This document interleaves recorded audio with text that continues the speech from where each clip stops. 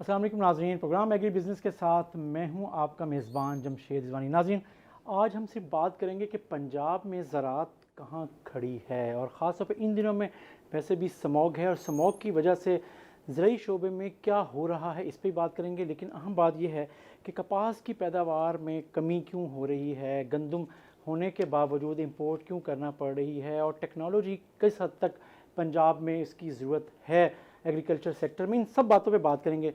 लेकिन हमारे साथ मौजूद होंगे director general ज़राअत तौसी doctor Anjum Bhuttar साहब। हम उनसे बात करेंगे। अस्सलाम वालेकुम डॉक्टर साहब। डॉक्टर साहब, सिंपल पहले तो मैं ये कहता हूँ कि स्मॉग पे आऊँ, उससे पहले ये कि आप क्या समझते हैं कि पंजाब में ज़राअत इस वक्त कहाँ खड़ी है? देखिए जी, मौसमियाती तब्दीलियों के ज़ेर असर है और इस वक्त बहुत असरात छोड़ रही है हमारे मौसम। इसके अलावा कॉस्ट ऑफ प्रोडक्शन जो है वो ज़मींदार की पहुंच से बाहर निकल रही है। इसके साथ साथ कुछ क्रॉप्स के अंदर पेस्ट जो है वो बहुत तेज़ी के साथ फैल रहा है, क्योंकि जब मौसमियाती तब्दीलियाँ आती हैं तो पेस्ट पोजीशन इस तरह तब्दील होती है कि उसकी पॉपुलेशन थोड़े अरसे में आने शुरू हो जाती है। ज्योमेट्रिकल इंक्रीज़ की वजह से उसकी ज़िंदगी का दौरानिया कम होता है और जनरेशन्स बढ़ जाती हैं। काश्तकार उसके मुकाबले के लिए ज़्यादा अलर्ट, ज़्यादा चुस्त दुरुस्त और ज़्यादा बेहतर कम्बिनेशन ऑफ पेस्टिसाइड की ज़रूरत पड़ती है।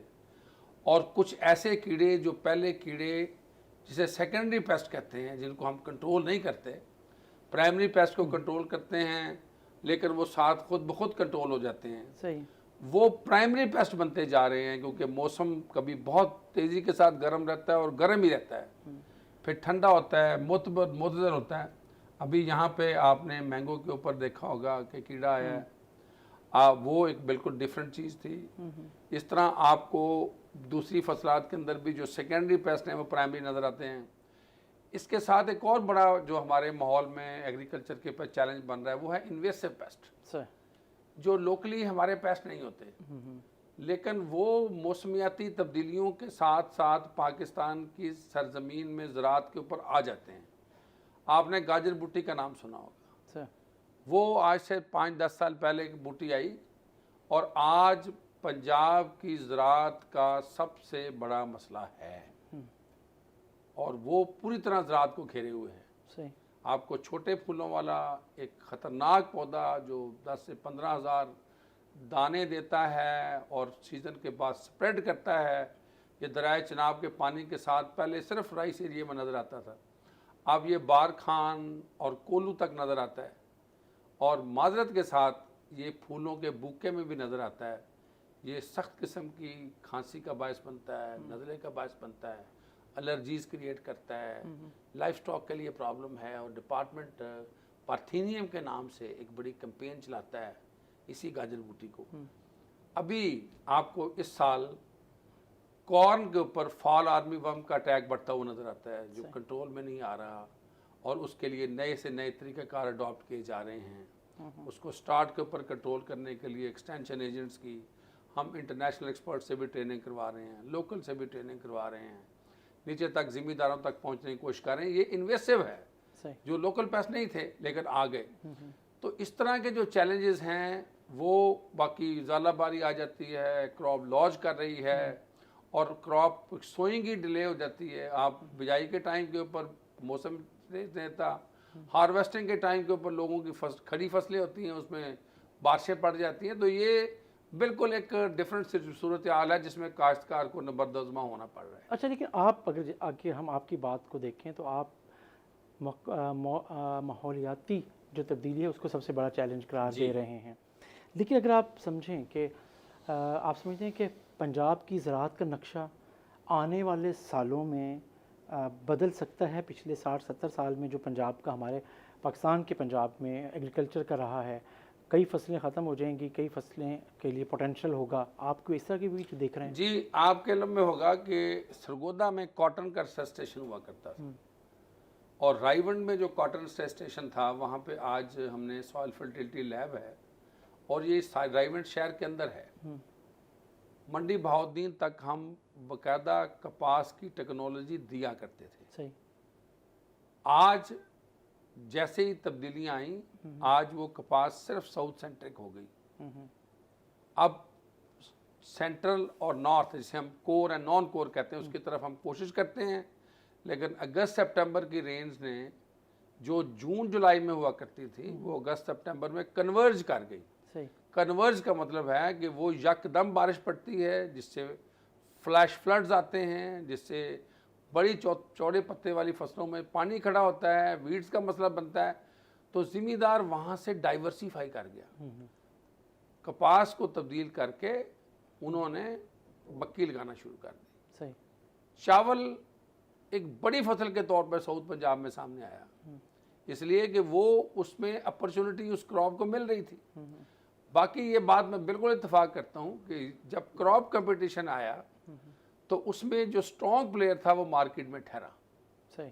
जब हम कमाद, मक्की, चावल और कपास की बात करेंगे तो जिस फसल में बेहतर टेक्नोलॉजी अवेलेबल थी, बेहतर बीज की टेक्नोलॉजी अवेलेबल थी, बेहतर प्लांट प्रोडक्शन था, वो अच्छी मार्केट के साथ स्टे कर गया और बाकी का एरिया उसने इंक्रोच कर लिया। क्योंकि पंजाब जो है वो एक मखसूस खित्ते में ही हमने हाड़ी और सोनी काश्त करनी होती है।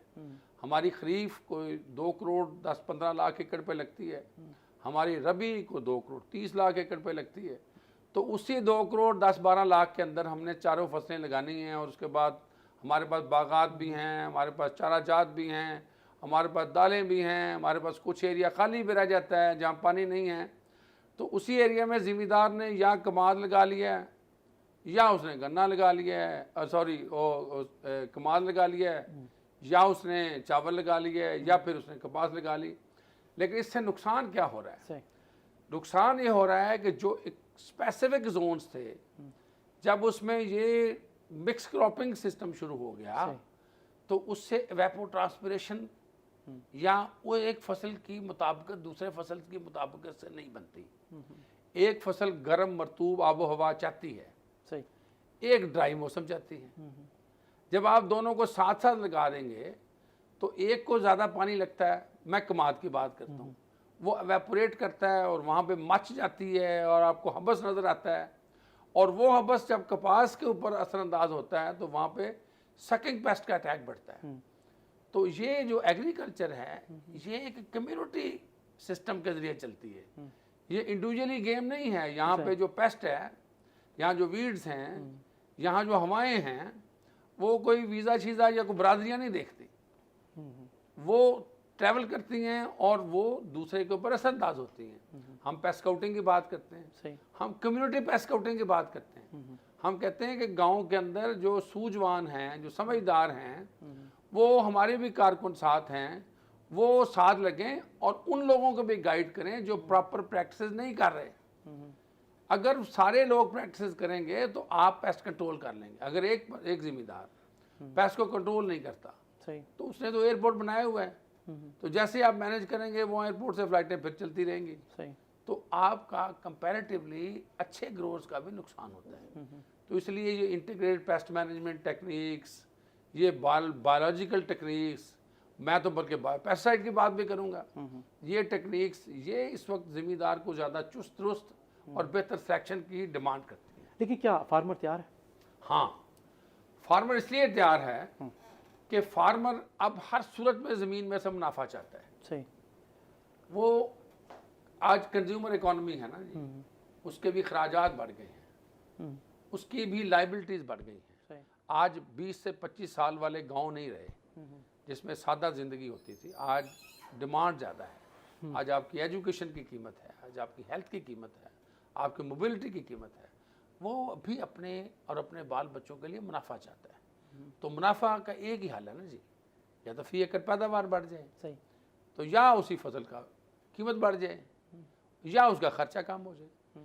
तो इस खर्चे कम होने से पे या फी एकड़ पैदावार बढ़ाने पे डिपार्टमेंट अपने तौर पे कोशिशें कर रहा है, लेकिन अभी दोनों पार्टियों के मिलके बहुत काम करने की ज़रूरत है। लेकिन अगर आपने सबसे अहम फसल की बात की कॉटन की, कि कॉटन अब प्रॉफिटेबल नहीं रहा इस एरिया में और लोग शिफ्ट कर रहे हैं, मुसलसल नुकसान है, ज़र काश्त रकबा भी आपका कम हो रहा है, पैदावार भी बुरे तरीके से गिरी है, तो आप तो क्या देख रहे हैं कि ये जो फार्मर था कॉटन का, वो किस तरफ शिफ्ट हो रहा है? देखिए जी, 62 लाख से 38 लाख पे आया है, तो एक बहुत बड़ी सिग्निफिकेंट तब्दीली तो है। और ये तब्दीली मैक्सिमम तो गई है जी मक्की में, उसके बाद गई राइस में, और उसके बाद गई गन्ने में। सही। लेकिन ये भी हकीकत है कि पिछले साल, ये जो साल अभी गुजर रहा है, ये जो फसल चल रही है, ये ज़मींदार ने पूरी कोशिश करके सितंबर तक एक बहुत अच्छी फसल तैयार की थी, और हमें कोई ऐसी बात नज़र नहीं आ रही थी कि ये टेम्परेचर रिजीम कवर कर गई है, प्लांट पॉपुलेशन इसकी कम है, पोल्स बेहतर हैं, सेहतमंद हैं, और हम एक अच्छी क्रॉप लेने में कामयाब हो जाएंगे। ये क्या हुआ है? सही। जैसे ही आप सितंबर की बारिशें गुजरी हैं, नाइट टेम्परेचर गिरा है और आपके वहीं पे क्रॉप टर्मिनेट हो गई। इसका मतलब है कि क्रॉप वैरायटी के अंदर ज़्यादा इंड्योरेंस की ज़रूरत है। हमारी डेट ऑफ सोइंग है, उसको रिसर्चर्स को देखने की ज़रूरत है। सही। और तीन ही चीज़ें हैं जी, बीज, जड़ी बूटियाँ और मशीनरी। सही। आप जब तक मशीनी पिकिंग पे नहीं जाएंगे कॉटन में। कॉटन में, हाँ। ये बैकवर्ड इंटीग्रेशन होगी ना जी। आप मशीनरी पिकिंग पे लेके आए, क्योंकि वो बहुत सारे ज़िम्मेदार साउथ पंजाब में जिनके साथ हमारा रेगुलर रब्ता रहता है, वो एरिया कम करते जा रहे हैं।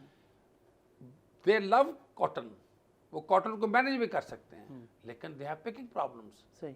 पिकिंग वहाँ पे नहीं हो रही, तो वो राइस पे शिफ्ट करते हैं। हार्वेस्टिंग आसान है, उसकी ट्रांसप्लांटिंग वो मैनुअल लेबर के साथ करा देते हैं।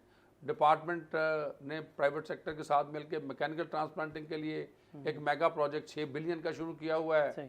हम भी चाह रहे हैं कि एग्रीकल्चर को मैकेनाइज करें। हम कॉटन के ऊपर भी मैसिव प्रोग्राम लेके आ रहे हैं, जिस तरह बाकी क्रॉप्स में भी लेके आ रहे हैं।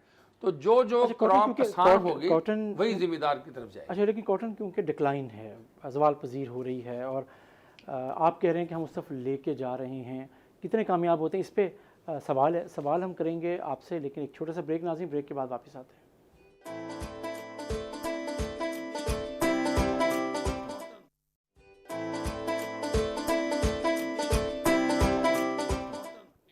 वेलकम बैक नाज़रीन। हम डायरेक्टर जनरल ज़राअत तौसीफ़ पंजाब डॉक्टर अंजुम भुट्टर साहब से बात कर रहे हैं, और ब्रेक पे जाने से पहले हम बात कर रहे थे कि कॉटन जिस तरीके से, जिस बुरे अंदाज में उसका ज़वाल हुआ है, कैसे टेक्ट आप दोबारा कर सकते हैं। आपने बात की बीज की, आपने उसकी पिकिंग टेक्नोलॉजी की बात की कि आपको पिकिंग में टेक्नोलॉजी लेकर आनी पड़ेगी, लेकिन सबसे पहला मरला तो ये है कि आपने उसे रोकना कैसे है कि फार्मर उस पर रहे।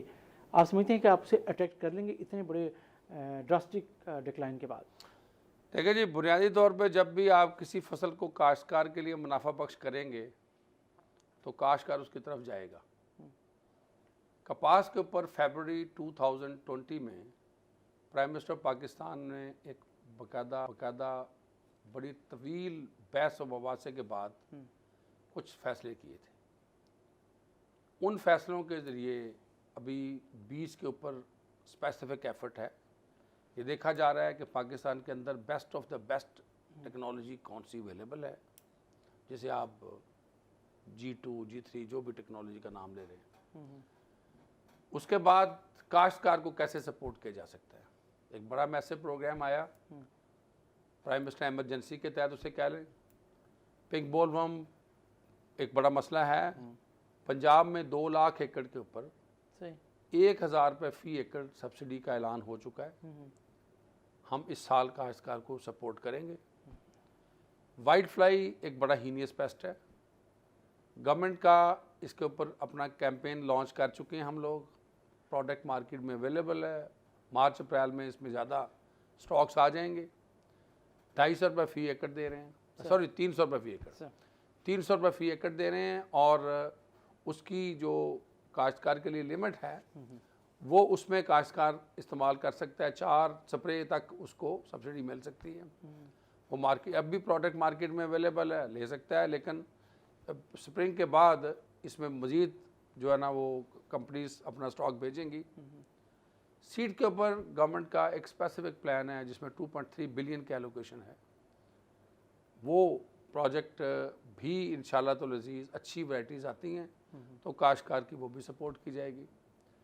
इसके बाद जो बाकी इनपुट्स हैं उसमें भी कोशिश की जाएगी कि कॉटन फार्मर को डेडिकेटेड तरीके से ऑफ सीजन मैनेजमेंट की बात कर लें, काश्तकार को बाकी इनपुट में सपोर्ट की बात कर लें, उसमें उसकी मदद की जाएगी। लेकिन फिर हम बात करते हैं कि जो बीज वाला काम था उसमें नेशनल बायो सेफ्टी कमेटी की मीटिंग्स नहीं हो रही थी, अभी मीटिंग्स हुई हैं, कुछ वैराइटीज़ उन्होंने एंडोर्स भी कर दी हैं जिसमें अभी बड़ी अच्छी कंपनीज़ की वैराइटीज़ हैं, इंशाल्लाह शायद अगले साल अवेलेबल हों। लेकिन फिर हम बात करेंगे कि जब कॉटन ने सख्त तरीन टेम्परेचर से पास ऑन करना है उसके लिए हमें कुछ एग्रोनॉमिक एडजस्टमेंट्स भी चाहिए होंगी। तो हम अपने जो एक्सपर्ट्स हैं उनके साथ बात करके ये भी कोशिश कर रहे हैं कि डिफरेंट जोन्स के अंदर कोई ऐसी टेक्नोलॉजी को रीडिफाइन कर लिया जाए, फाइन ट्यून कर लिया जाए ताकि काश्तकार के लिए ये टेक्नोलॉजी बेहतर हों। लेकिन at the end of the day अगर वो काश्तकार के लिए मुनाफा बख्श होगी तो काश्तकार उसको ज़्यादा अडॉप्ट करेगा। अच्छा, लेकिन आप जो बात कर रहे हैं मुनाफा बख्श होगी, लेकिन उससे पहले जो अगर हम सीड की आपने बात की उस पर काफ़ी ज़ोर भी दिया। कपास में अच्छे सीड की ज़रूरत को काफ़ी अरसे से महसूस किया जा रहा है। आप कह रहे हैं कि अभी कुछ वैरायटीज़ अप्रूव हुई हैं। आप समझते हैं कि जैसे कॉटन का एक पीक हम ले चुके हैं प्रोडक्शन के हवाले से, नई वैरायटीज़ में हम उम्मीद रख सकते हैं या फार्मर कॉटन ग्रोअर उम्मीद रख सकता है इसका? देखिए जी, मैंने कहा कि नेशनल बायो सेफ्टी कमेटी से कुछ वैराइटीज़ क्लियर हुई हैं। ज़ाहिर है प्रोविंशियल सीड काउंसिल के पास फिर कमर्शियल लीज के लिए आएंगी, वो पहले वैक में जाएंगी तो एक प्रोसेस क्लियर करेंगी। मैं उम्मीद करता हूँ कि उसमें से कुछ वैराइटीज़ जिस तरह हमारा ब्रीडर दावे कर रहा है कि वो उसके अंदर इतना इंडोरेंस है या क्लाइमेट स्मार्ट हैं कि वो क्लाइमेट के अंदर ठहर सकती हैं। This is the claim of the breeder. बाकी जो है वो मैदान है, हाजिर है, घोड़ा भी हाजिर है। जैसे वो रिलीज़ करेंगे तो ज़िम्मेदारों को भी पता चल जाएगा, सबको पता चल जाएगा। लेकिन क्लेम की मैं बात कर रहा हूँ। इसी तरह मैं अर्ज़ कर रहा हूँ कि बाकी जो क्रॉप्स हैं उसमें भी बड़ी तेज़ी के साथ डेवलपमेंट्स हो रही हैं। सही। देखिए, कंपीटिंग क्रॉप्स को आप उनके ऊपर रिलैक्स नहीं कर सकते। एक्सटेंशन सर्विस का काम ज़िम्मेदार की फ़ी एकड़ पैदावार बढ़ाना है और उसके घर में खुशहाली लाना है। उसमें अगर वो राइस में बेहतर पैदावार ले रहा है तो हम राइस के ऊपर ही उसको कोशिश करेंगे फाइन ट्यून करने की। अगर वो गन्ने के फ़ी एकड़ पैदावार ले रहा है उसमें अगर पिछले 10 साल के अंदर उसने 200-250 मन फ़ी एकड़ पैदावार बढ़ा ली है, फ़ी एकड़, मैं पंजाब की बात करूँगा, इस साल तकरीबन ये 735 मन पे पंजाब चला गया है सर, जो आज से 10 साल पहले 500 मन पे एवरेज पे नहीं था। सही। आमतौर पे ज़िम्मेदार कहा करते थे कि जी 7% या 8% रिकवरी करने की होती है। साउथ में थोड़ी बेहतर थी, सही। सेंट्रल पंजाब में कम होती है। आज हम 10 के करीब एवरेज कर रहे हैं पंजाब की, साउथ 11 पे भी जा रहा है। सही। तो ये दोनों की तरफ से विन विन सिचुएशन है। ये बेसिकली चैलेंजेस कॉटन के साइंटिस्ट के लिए, कॉटन के एंटरप्रेन्योर्स के लिए मैं बात करता हूँ। सही। कॉटन के एंटरप्रेन्योर के लिए रॉ मटेरियल कम होता जा रहा है। हम कॉटन को एक नेशनल क्राइसिस समझते हैं सर। हम समझते हैं कि कॉटन का मल्टीप्लायर इफेक्ट ज़्यादा है। कॉटन आम आदमी को रोज़गार देती है, बिल्कुल सही। एक गांव की इकोनॉमी को बेहतर करती है। बिल्कुल सही। उसके ऊपर लेकिन कम्पीट तो कॉटन ने खुद करना है ना। उसके ख़रीदने वाले कम्पीट करेंगे, अच्छी कीमत दें। अच्छी टेक्नोलॉजीज़ के लिए हम क्या कह रहे हैं मिलर्स के साथ, हम कहते हैं आप बैकवर्ड इंटीग्रेशन करें। सर। जैसे आपके सामने बहुत सारे शुगर मिल्स ने की है, उन्होंने रॉ मटेरियल के लिए ज़िम्मेदारों से बात की, उन्होंने क्लस्टर डेवलप कर दिए। हम कहते हैं हम आपको सपोर्ट करते हैं, आप क्लस्टर में आए, आप जिनर्स के साथ अपनी वैल्यू बनाएं, ज़िम्मेदार और उसके बाद जिनर और उसके बाद आप यहाँ से रॉ मटेरियल लें, आप इंश्योर करेंगे आप इतने पैसे में ख़रीदेंगे। वो उनकी इंटरनेशनल मार्केटिंग के भी कई इशूज़ हैं। बहरहाल ये इसके ऊपर बात हमने उनसे की है, कुछ वेबनर्स में भी की है, कुछ बाकी लोगों ने भी बात की है। लेकिन ये सारी की सारी बात उसी सूरत में होगी जब वो जितना अच्छा हम बीज और टेक्नोलॉजी लेने में कामयाब हो जाएंगे। सही। अच्छा, आपने बात की कि टेक्नोलॉजी लेने में कामयाब हो जाएंगे।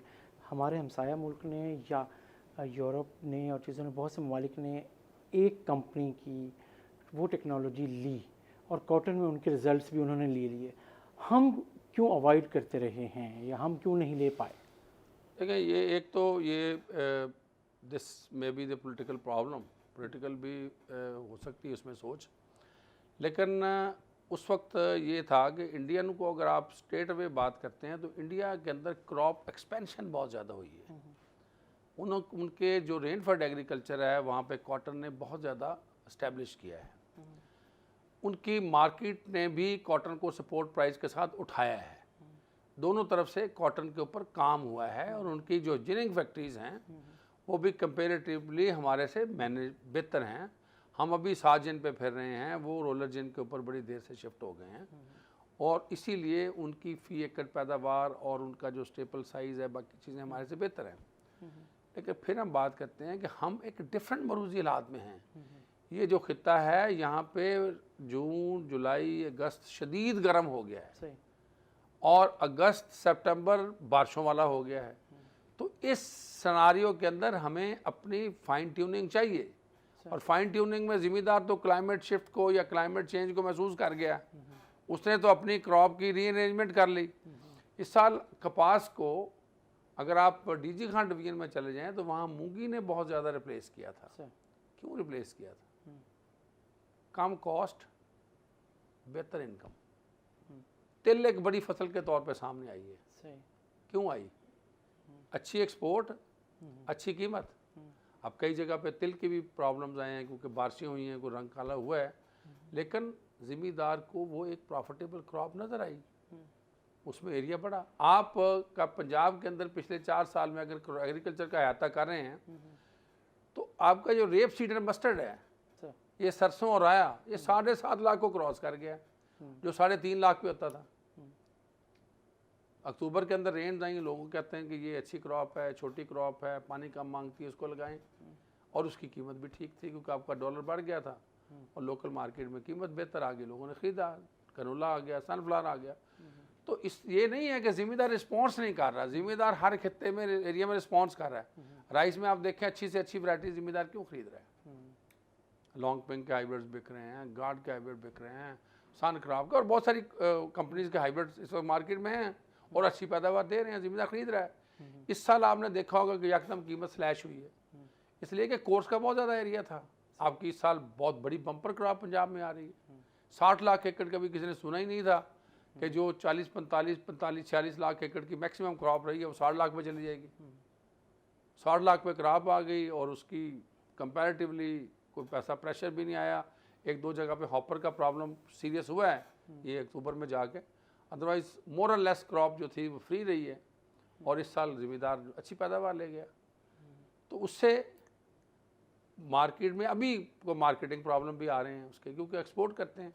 लेकिन बात करेंगे कि फ़ी एकड़ पैदावार बढ़ गई, गन्ने की पैदावार बढ़ गई, मक्की में आप देख लें किस तरह चेंज आ रही है। तो ये काश्तकार अपने एरिया के अंदर माइक्रो लेवल के ऊपर बड़ी तब्दीलियाँ कर रहा है और इस तब्दीली में कहीं ना कहीं हम देखते हैं जो छोटा काश्तकार है वो मुकाबले की फ़ज़ा से थोड़ा पीछे हटता जा रहा है। क्यों? इसलिए कि मशीनरी का दौर है और जब तक सर्विस प्रोवाइडर्स, हमारे यहाँ बड़ी आइडियल पोजीशन रही है पंजाब के अंदर कि पंजाब के 23,000 जो विलेजेस हैं उनमें 5-5.25 लाख ट्रैक्टर इस्तेमाल हो रहे हैं और उन ट्रैक्टर से ज़िम्मेदार किराए पे लेता है। कहीं पे 50 ट्रैक्टर हैं गांव में, कहीं पे 60 हैं, according to size of village. खासकर किराए पे, और ये अच्छी सिस्टम भी है। अगर ज़िम्मेदार और ट्रैक्टर ओनर जो है वो अच्छी तरह ध्यानदारी से काम करे तो बड़ी अच्छी टिलेज है। उसके साथ डिपार्टमेंट ने कोशिश की, पहले तो हमने ट्रैक्टराइजेशन की भी कोशिश की, 10,000 ट्रैक्टर भी दिए ग्रीन ट्रैक्टर स्कीम में, आपने देखा होगा। उसके बाद भी 5,000 ट्रैक्टर गए। फिर हम कंटिन्यूसली कोशिश कर रहे हैं कि हम काश्तकार के उस ट्रैक्टर की पावर को ज़मीन में मशीनी ताकत के लिए कन्वर्ट करें। मुख्तलिफ मशीनें, primary tillage implement, secondary tillage implements, उसमें गोडी के लिए, उसमें हार्वेस्टिंग के लिए काश्तकार को सपोर्ट जा रही है। लेकिन इसकी अभी ज़्यादा ज़रूरत है। मैकनाइजेशन जितना फैलेगी, ज़िम्मेदार अपनी मुश्तरका काश्तकारी करके ज़्यादा मुनाफा बख्श बना सकता है। अभी 2-2, 3-3, 4-4, 5-5 एकड़ के फार्मर के लिए ये जो एग्रीकल्चर है वो मुझे लगता है कि कहीं पे मुनाफा बख्श नहीं रही।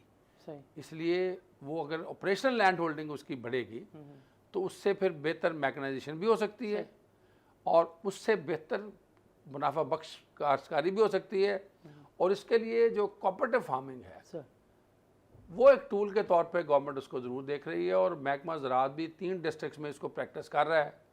और इसमें अभी मुझे लगता है कि अपॉर्चुनिटीज़ हैं कि अगर ज़मींदार मुश्तरका काश्तकारी के कॉन्सेप्ट पे आ जाए तो उससे छोटा काश्तकार भी बेनिफिट ले आप सकता समझते है। हैं कि आ जाएगा कोऑपरेटिव इसलिए कि देखिए दुनिया एग्रीकल्चर में जापानी एग्जांपल ले लें, चाइना की एग्जांपल ले लें, दुनिया में बहुत छोटे छोटे काश्तकार हैं, लेकिन they are working in societies, उस सोसाइटी में काम करते हैं, कम्युनिटी में काम करते हैं, और उस कम्युनिटी के अंदर वो ज़्यादा बेहतर अपने आप को सेफ महसूस करते हैं। इकट्ठी बाइंग कर लेते हैं इनपुट्स की, इकट्ठी मार्केट में फ़रोख्त कर देते हैं, मार्केटिंग और जो मुदाखल हैं उनकी प्रोक्योरमेंट में मसले उसके सेटल हो जाते हैं। उसके बाद टेक्नोलॉजी भी उसको मिल जाती है, जब वो बल्क के अंदर जाते हैं तो उसको स्टीवर्डशिप अप्रोच भी मिल जाती है। तो इस सिस्टम में बेनिफिट ज़िम्मेदार ले सकता है, मोर और लेस छोटे ज़िम्मेदार को गांव की सतह पे इसके ऊपर आना पड़ेगा। इस पर नाज़रीन बात करेंगे, लेकिन छोटा सा एक ब्रेक के बाद वापस आते हैं।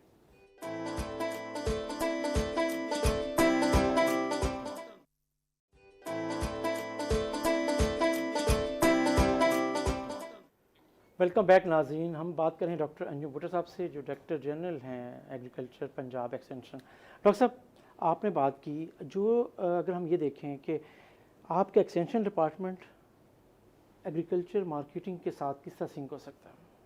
देखिए जी, बेसिकली एक्सटेंशन डिपार्टमेंट का बुनियादी काम होता है टू एक्सटेंड द इंफॉर्मेशन। अब टू एक्सटेंड द इंफॉर्मेशन में हमारा बुनियादी काम, जब ये डिपार्टमेंट इस्टेब्लिश हुआ, is a very long story, कि जब ये कैनाल सिस्टम आया था तो उस वक्त से ही डिपार्टमेंट ऑफ एग्रीकल्चर यहाँ पे बना, और उसके बाद एग्रीकल्चर कॉलेज बना फैसलाबाद में, जो उनको अपने जो एक्सपर्ट्स बना के सप्लाई किया करता था ताकि वो डिपार्टमेंट कायम करे यहाँ पे। और कैनाल कॉलोनीज़ के बाद ये एग्रीकल्चर यहाँ पे इस्टेब्लिश हुई, तो हम प्रोडक्शन की बात करते थे। फिर आहिस्ता आहिस्ता हमने डाइवर्सिफाई किया और हम प्रोडक्शन की बात भी करने लगे। तो उसके बाद हमें मैकेनाइजेशन की बात ज़्यादा ज़ोर से करनी चाहिए थी, जो एक वीक लिंकेज है। लेट हो गए उसमें काश्तकार ट्रैक्टर के साथ, काश्तकार ट्यूबवेल के साथ लेट हो गए। हमारा एक सेपरेट विंग वाटर मैनेजमेंट अपने बिजनेस के अंदर कामयाब रहा, लेकिन ओवरऑल एक पैराडाइम मैकेनाइजेशन कल्चर तब्दील करने का वो उस तरह नहीं हो सका, जिस तरह हम जिसे कहते हैं कि एग्रीकल्चर इंजीनियरिंग एक्सटेंशन सर्विस।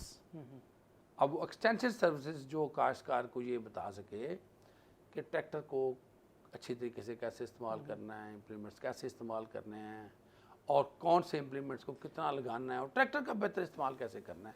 मैं स्किल्ड ऑपरेटर और नॉन स्किल्ड ऑपरेटर की बात करता हूँ। ये इसके ऊपर डिपार्टमेंट अब कोशिश कर रहा है, जोर दे रहा है। और उसके बाद इम्प्लीमेंट्स जो आ रहे हैं उसकी क्वालिटी के इश्यूज थे, उसके ऊपर भी डिपार्टमेंट अब शिफ्ट हुआ है। वो भी सीरियसली सोच रहे हैं कि कोई स्टैंडर्डाइजेशन का सिस्टम हम क्रिएट करें ताकि इनकी क्वालिटी भी ज़िम्मेदारों के कॉन्फिडेंस के मुताबिक हो। अब आते हैं उसके इकोनॉमिक्स के ऊपर जी।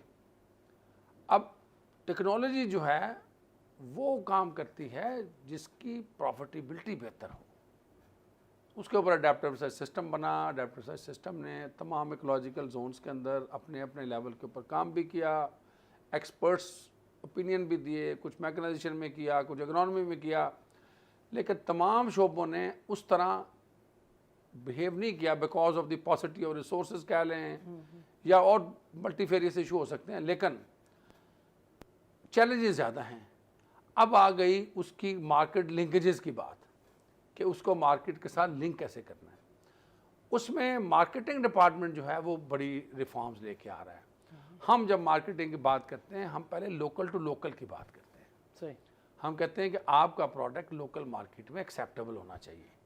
जब आप लोकल मार्केट में अपना प्रोडक्ट सरप्लस लेके आएंगे तो वहाँ सरप्लस थे फिर को नेशनल बन जाएगा। मुल्तान की मंडी में अगर आपके पास मटर ज़्यादा आ जाता है, आपके पास वाटरमेलन ज़्यादा आ जाता है, खरबूजे ज़्यादा आ जाते हैं, आम की मार्केट है, तो ये फिर नेशनल मार्केट में जाता है। सही।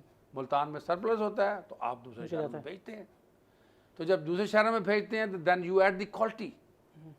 आपको पता है कि बड़ी मार्केट में जाएगा तो उसको बड़ी क्वालिटी चाहिए। सही। तो जब बड़ी मार्केट में मुल्तान का प्रोडक्ट जाएगा तो फिर वहाँ से नेशनल टू इंटरनेशनल जाएगा। तो जो बड़ी मार्केट्स कैप्चर करता है प्रोडक्ट, फिर वो इंटरनेशनल होता है। तो आप इसी रूट के ऊपर आप देखते होंगे कि हमारे बहुत सारे प्रोडक्ट्स 700-800 मिलियन डॉलर अगर हम वेजिटेबल एंड फ्रूट्स के एक्सपोर्ट कर रहे हैं, और उसमें जो मेजर शेयर पंजाब का है, तो उसमें जाहिर है कुछ जिम्मेदार एक्सपर्ट्स तो होंगे सही। जो मार्केट की लिंकेजेस में और इंटरनेशनल स्टैंडर्ड जो फाइटोसैनिटरी मेजर्स के हैं वो अडॉप्ट करते होंगे। लेकिन इसमें अब ज़रूरत इस बात की है कि हम जो इंटरनेशनल कंप्लाइंसेस हैं, जो इंटरनेशनल प्रोटोकॉल्स हैं, वो अपने फार्म बेसिस तक ट्रेसेबिलिटी के तौर पे पहुँचाएँ। जैसे हम मार्केट लिंकेजेस की बात करते हैं कि जो फार्म्स हैं, आज लोग ट्रेसेबल की बात करते हैं। आज वो लोग देखते हैं कि जी ये अगर खीरा आया है या ये करेला आया है, ये किस फार्म पे आया है, इसके पास इसने किस तरह उसको मैनेज किया, इसमें कितना इनपुट डाली, इसके ऊपर चाइल्ड लेबर थी नहीं थी, बहुत सारी कंप्लाइंसेस हैं। अगर आप रिकॉर्ड मैनेजमेंट की, डेटा मैनेजमेंट की, फार्म सिस्टम के ऊपर इंप्रूव करेंगे, जैसे मैं कह रहा हूँ कि आप कम्युनिटी बेस्ड सिस्टम को डेवलप कर लेंगे। कितने परसेंट फार्मर ये कर रहे हैं?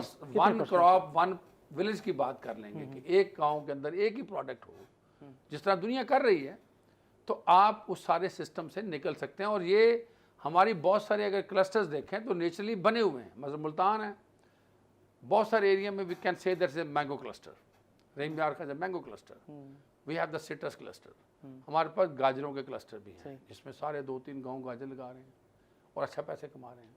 इस तरह कई जगह के ऊपर मटर का क्लस्टर बना हुआ है, स्ट्रॉबेरी का क्लस्टर बन गए हैं, 2-3 बड़े ज़बरदस्त क्लस्टर हैं, सारे एरिया के एक क्रॉप लगा रहे हैं।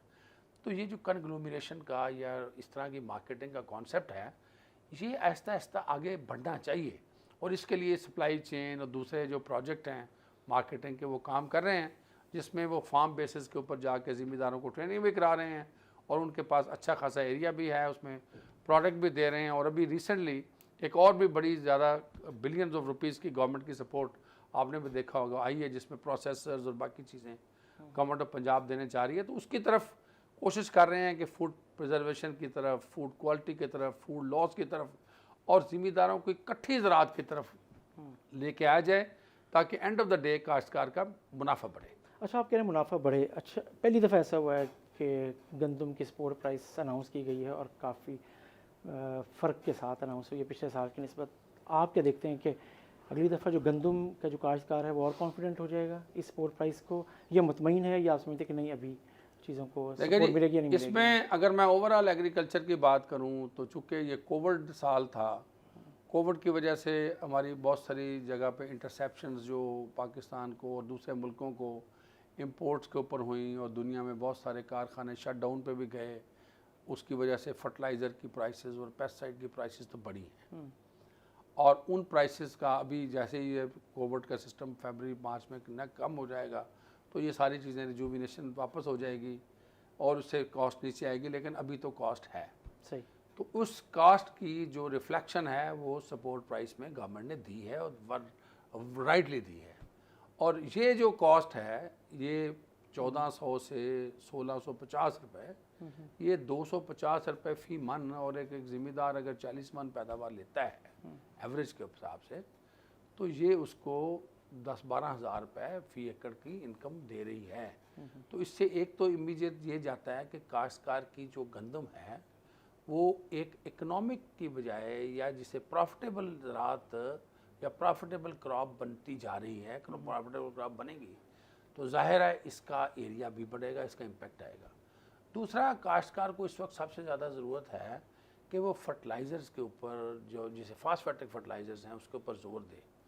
गवर्नमेंट ऑफ पाकिस्तान की बड़ी एक कंसिडर्ड व्यू था, जिसमें चूँकि फेडरल मिनिस्टर जो हैं पंजाब के से हैं, प्रोविंशियल मिनिस्टर पंजाब पे हैं, तो उनका ये ख्याल था कि जो कॉस्ट ऑफ प्रोडक्शन है उसको कम करने के लिए काश्तकार को ज़्यादा फैसिलिटेट करना चाहिए, और इसके लिए डीएपी की कीमतों में कमी, फंजीसाइड के ऊपर सपोर्ट, वीडासाइड के ऊपर सपोर्ट का एक मैसिव प्रोग्राम भी इस सपोर्ट प्राइस के साथ अटैच था। लेकिन चूंकि कुछ प्रोविंसेस के अंदर सब्सिडी का कॉन्सेप्ट नहीं है, काश्तकार को सपोर्ट नहीं दी जा रही, तो वहाँ से फिर सपोर्ट प्राइस की कीमत ज़्यादा बढ़ा के और एक नई डिबेट शुरू करके उन चीज़ों को डिले किया गया, जिससे मैं समझता हूँ कि उससे पंजाब के काश्तकार को उन फ़वाइद का नुकसान पहुँचा है। अगर ये 15-20 दिन या 30 दिन पहले ये सारी चीज़ें अनाउंस होती हैं तो आज पंजाब के अंदर जो फर्टिलाइज़र की कीमतें भी कम होती और बाकी चीज़ों की कीमतें भी कम होती, जिससे पंजाब में इनपुट यूज़ बढ़ता। एक्सटेंशन सर्विस जो है वो हमेशा कोशिश करती है कि बैलेंस्ड एप्लीकेशन बढ़े। अब हमारा जो 4 पॉइंट स्ट्रेटजी कॉट वीट में है, हम काश्तकार को हर सूरत में 30 नवंबर से पहले बिजाई की बात कर रहे हैं, इसलिए कि दिसंबर में सारी पेशीन गोई हैं कि सर्द आ रहा है, सर्दी आ रही है। सर्दी आने से अगर आप दिसंबर तक जाके अपनी बिजाइयाँ करेंगे तो वहाँ पे आपकी जर्मिनेशन जो गंदम की है वो इफ़ेक्ट हो जाएगी, लेट हो जाएगी। उतरे 12-13 दिन में जाके पौधा निकलेगा और निकलता है तो फिर उसकी झाड़ जिसे कहते हैं टिलरिंग कम हो जाएगी, और टिलरिंग कम होने से आप कोर को पानी लगाएंगे तो फसल में गैप नज़र आएंगे, जो गैप नज़र आएंगे तो वो जाके पैदावार में रिफ्लेक्ट करेंगे। दूसरा हम ये काश्तकार से बात करते हैं कि चूँकि हम बार बार क्लाइमेट चेंज की बात ही कर रहे हैं, तो उससे अगर गंदम काश्तकार जल्दी लगा लेगा तो वो गोब के ऊपर अगली फरवरी में चली जाएगी, जिसे कहते हैं सिट्टे की हालत। सही। तो अगर वो गोब की सिचुएशन में आ जाती है और उसका सिट्टा निकल आता है तो उसके ऊपर अगर अटैक भी आ जाता है कुंगी का, क्योंकि फरवरी में जाके मौसम तब्दील होगा जी। तो अगर उसमें उस वक्त वो बूटिंग स्टेज के ऊपर होगी तो वो अगर कुंगी से अफेक्ट होती है तो कम उसका असर होगा। सही। अगर काश्त का दिसंबर में काश्त करता है तो वहाँ पे इफेक्ट ज़्यादा होगा। वहाँ पे अगर उसके फ्लैग लीफ के ऊपर जो मुडला जेठा पत्ता होता है, दरमियान में पत्ता, वो जो उसका सिट्टा है उसकी जान होता है, अगर उसके ऊपर अटैक आ जाता है और उसके ऊपर अटैक में हमारा जो ज़िम्मेदार है वो टाइम 2-4 दिन घुसा देता है तो उससे फिर उसको ज़्यादा नुकसान होता है। पिछले साल ज़िम्मेदारों ने 44 लाख एकड़ पे स्प्रे किया था। सही। इस साल हमारी बार बार ज़िम्मेदारों से ये दस्त बस्ता गुजारिश है कि अगर आपको ये मौसम की तब्दीली नज़र आती है तो इमीडिएटली प्रीएम्प्टिव स्ट्राइक कर दें, आप स्प्रे कर दें। क्यों कि अगर आप स्प्रे नहीं करते और पेस्ट आपके ऊपर आ जाता है तो डिजीज़ का तो यही होता है ना, जितना आ गया उतना तो नुकसान आपका हो गया, बाकी आप नुकसान बचा लेंगे। तो उससे क्या होता है कि दोनों नुकसान हो जाते हैं, खर्चा भी हो जाता है और ज़िम्मेदार का नुकसान भी हो चुका होता है। पिछले साल इसका इम्पैक्ट पैदावार के ऊपर कई जगह बड़ा सीरियस आया है। अच्छा, आपकी इस बात से पहले मैं दोबारा वापस जाता हूँ। गंदम का काश्तकार ये कहता है कि जब तक उसके पास गंदम रहती है उसकी कीमतें मिलती है, लेकिन जैसे ही वो बेच चुका होता है तो उसके फ़ौरन बाद उसकी कीमत बढ़ना शुरू हो जाती है, जैसे इस दफ़ा देखने में आया है। तो ये गिला नहीं करते काश्तकार आपसे? देखो जी, मैं तो पिछले बड़ा अरसा से गंदम के काश्तकारों के साथ काम भी कर रहा हूँ और गंदम को मैंने रुलता भी बड़ा देखा है और गंदम की ख़रीदार भी कोई नहीं था इसी पंजाब में, और हम उस वक्त भी 1,96,00,000 टन करते थे। ये साल बिल्कुल एक अनोखा और डिफरेंट साल आया है, जिस साल में कुछ मुल्कों में गंदम की पैदावार कम हुई, कुछ मुल्कों में ज़्यादा हो गई, हमारी क्रॉप भी डैमेज हुई। लोग इंडिया को कंपेयर कर रहे हैं, इंडिया बिग प्रोविंस जहाँ पे उनके कोस्टल एरिया के अंदर क्रॉप्स बढ़ी, और जब क्रॉप हमारे अंदाजे के मुताबिक पंजाब ने तो पिछले साल से 11 लाख टन ज़्यादा पैदावार थी, हमारी 1,83,00,000 पिछले साल थी, 1,94,00,000 इस साल थी। लेकिन जो पाकिस्तान के अंदर ज़खायर होने थे गंदम के, वो ना होने के बराबर थे पिछले साल के निस्बत, और उसकी वजह से पाकिस्तान के अंदर ओवरऑल गंदम के वैल्यू कम हुई और उसकी वजह से गंदम इधर उधर गई, जिसकी डिटेल्स प्रेस के ज़रिए देखते रहते हैं। लेकिन मैं समझता हूँ कि उसने एक आम काश्तकार के ऊपर भी असर डाला, और ज़ाहिर है जी फूड सिक्योरिटी इस मुल्क का बुनियादी एक मसला है। हमने फूड सिक्योरिटी को इंश्योर करना है और कॉन्स्टिट्यूशनली भी हर पाकिस्तानी को खुराक देने का हुकूमत की ज़िम्मेदारी है। तो उसके लिए अगर इस साल ज़िम्मेदारों ने कुर्बानी दी तो हम इससे माज़रत भी खाएँ हैं, लेकिन इंशाल्लाह मुझे नहीं लगता कि अगले सालों में इस तरह हो। अच्छा, लेकिन हमेशा क्या होता है, गंदम के साथ ऐसे होता है, चीनी के साथ ऐसे होता है। आपने अपनी गन्ने की फसल की बात की, उसके बाद चीनी के हवाले से लोग लाइनों में भी लगते हैं, उसकी कीमत भी इतनी महंगी हो जाती है बाद में। फिर रास्ता क्या है आपके पास, वे आउट? देखिए, गन्ने में तो आपके पास एक बड़ा हिस्टोरिक ट्रेंड चलता है कि 15 से 21 लाख के दरमियान गन्ना घूम रहा होता है, कि जब गन्ना 21 लाख में चला जाता है एकड़ में और इसकी प्रोडक्शन 53-54 मिलियन टन हो जाती है तो काश्तकार जो है वो उससे थोड़ा मुतनफ़र होता है, उसका एरिया कम करता है। और 40% जो पंजाब के अंदर है वो मोटी फसल होती है, और मोटी फसल जो है 3 से 4 साल के बाद ज़िम्मेदार डिसाइड करता है उसको चेंज करने की। जिस साल उसने मोटी फसल चेंज करनी होती है उस साल उसका एरिया कम होता है। पिछले साल ये 15,90,000 पे आ गया और इसकी प्रोडक्शन जो है 43 मिलियन टन गन्ना हुई, और तो उससे जो कि कुछ जो 10-15% है वो तो मिल में जाता ही नहीं है, वो तो लोकल कंजम्पशन के लिए या सीड के लिए इस्तेमाल हो जाता है। बाकी के लिए नज़र आ रहा था कि चीनी की कीमतें कम हैं, और उसके बाद भी जो स्टॉक्स और इंटरनेशनल प्राइसेस के साथ लिंक हुआ, चीनी के मसाइल आए। लेकिन मेरा ख्याल है कि हम इन दोनों मसाइल से अगले कुछ 1 या 1.5 महीने में निकल जाएंगे इंशाल्लाह। प्रॉब्लम तो आया ना, आया, लेकिन अगले 1-1.5 महीने में चूँकि मिलें स्टार्ट हो रही हैं। और एक तो आपको ये बात ज़रूर माननी पड़ेगी कि पंजाब की तारीख में पहली दफ़ा काश्तकारों की सपोर्ट के लिए शुगर केन फैक्ट्री एक्ट के अंदर बड़ी बुनियादी तब्दीलियाँ की गई। देखिए उसको कितना फ़ायदा होता है। लेकिन आखिरी सवाल आपसे, प्रोग्राम का वक्त क्योंकि ख़त्म हो रहा है, स्मॉग एग्रीकल्चर सेक्टर को किस हद तक अफेक्ट कर रहा है और काश्तकारों को भी, आप क्या समझ रहे हो? देखिए जी, इस वक्त स्मॉग आपने भी देखी होगी, आज भी स्मॉग है, आँखों को भी ख़राब करती है, सेहत को भी ख़राब करती है, क्लोरोफिलिक वैल्यू भी कम करती है, फसलों की पसमुर्दगी भी आपने देखी होगी। स्मोक अगर कोरोना के साथ लिंक करती है तो बहुत लीथल भी हो सकती है। ये एक बहुत बड़ा चैलेंज है। लेकिन अगर ये सारा का सारा चैलेंज हम गांव के काश्तकारों पे डालेंगे तो ये इंसाफ नहीं होगा। आप व्हीकलर इमिशंस को रोकें, आप इंडस्ट्रियल इमिशंस को रोकें, आप भट्ठों को रोकें, आप हर उस चीज़ को रोकें जो आउट ऑफ कंट्रोल हो रही है और वहाँ से पोल्यूशन निकल रही है। ज़राअत अपना हिस्सा पूरी तरह अदा करेगी, अपना जो बन पड़े हम कंट्रोल करते हैं, कर भी रहे हैं।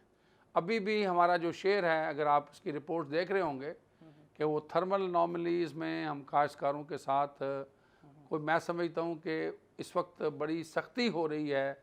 और आज भी सारा दिन मैंने कोई 300-400 किलोमीटर ट्रैवल किया है और इसका मैसेज बहुत स्ट्रॉन्ग जा रहा है। Cooperation at the highest level ज़िम्मेदार से है, लेकिन हम तवक्का करते हैं सोसाइटी के तमाम लोगों से कि वो स्मोक के ख़ात्मे में अपना हिस्सा ज़रूर डालें।